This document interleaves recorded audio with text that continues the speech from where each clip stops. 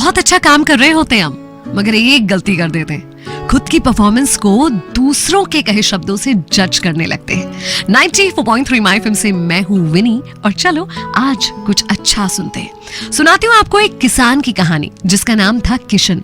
बहुत मेहनती था, बहुत ईमानदार था, इसलिए हर कोई उसकी बहुत तारीफ भी करता था। एक दिन किशन जब खेत से घर को लौट रहा था, शाम सी ढल चुकी थी, तब उसने देखा कि 4 लोग उसके बारे में कुछ बात कर रहे। उसने अपना नाम सुना तो चुपचाप अंधेरे का फायदा उठाकर उनके पीछे पीछे चलने लगा अपनी तारीफ सुनने के लिए।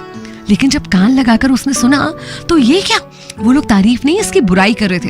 कोई कह रहा था कि किशन बड़ा घमंडी है, कोई कह रहा था कि वो तो सिर्फ अच्छा होने का दिखावा करता है, वगैरह वगैरह।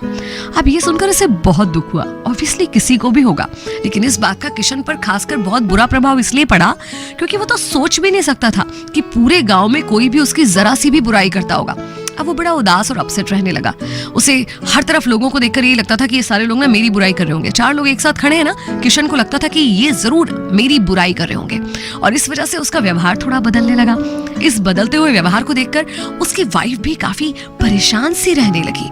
एक दिन उसने पूछ ही लिया कि क्या हो गया है आपको, क्यों आप इतने परेशान से रहते हो, आपका एटीट्यूड उतना पॉजिटिव नहीं रहा जितना पहले था। उस दिन उसने अपनी वाइफ को सारी बात बताई। तब वाइफ ने सुझाया कि उनके गांव में जो एक बड़े जाने माने संत हैं, आप उनसे मिलिए, उनसे बात कीजिए, आपको अच्छा लगेगा। किशन उन संत के पास गया, अपनी परेशानी बताई, उस दिन की पूरी व्यथा सुनाई। तब संत ने तुरंत जवाब देने के बजाय कहा कि आज रात यहीं रुक जाओ। वो रुका। उनकी जो कुटिया थी वो तालाब के किनारे थी। जब रात में सोने की कोशिश कर रहे थे तो मेंढकों की टर टर टर सुनाई देने लगी। तो किशन ने कहा कि साधु जी ये क्या है, इतनी मेंढकों की आवाज यहाँ क्यों आ रही है? बोलते बेटा ऐसा ही है, ये पीछे के तालाब में ढेर सारे मेंढक हैं जो टर टर टर टर करते रहते हैं। बोलते इतनी ज्यादा आवाज आ रही है, सुनकर लग रहा है कि हजारों मेंढक होंगे।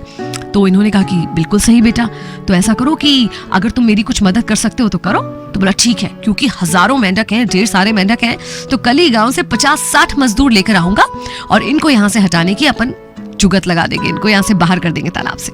अगले दिन किशन ने यही करा, 50 से 60 लोगों को लेकर आ गया और बोला कि बस आज इधर से खाली करना है तालाब से मेंढकों को। बड़ा सा जाल डाला, जाल में से जब मेंढक निकल के आया तो मुश्किल से 50-55 मेंढक देखा और संत जी से कहा कि ये क्या, रात में तो हजारों मेंढक थे, अभी 50-55 कैसे हो गए?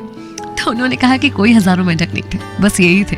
यही सारे मिलकर इतनी टर टर कर रहे थे कि तुम्हें लग रहा था कि हजारों लोग टर टर कर रहे हैं। और तुम्हारे साथ भी ऐसा हुआ है, कुछ 4 लोगों ने अगर तुम्हारे बारे में बुरा कह दिया तो तुम्हें लग रहा है कि हजारों लोग या हर कोई तुम्हारे बारे में बुरा कह रहा है और तुम खुद को इस तरह से जज करने लग गए।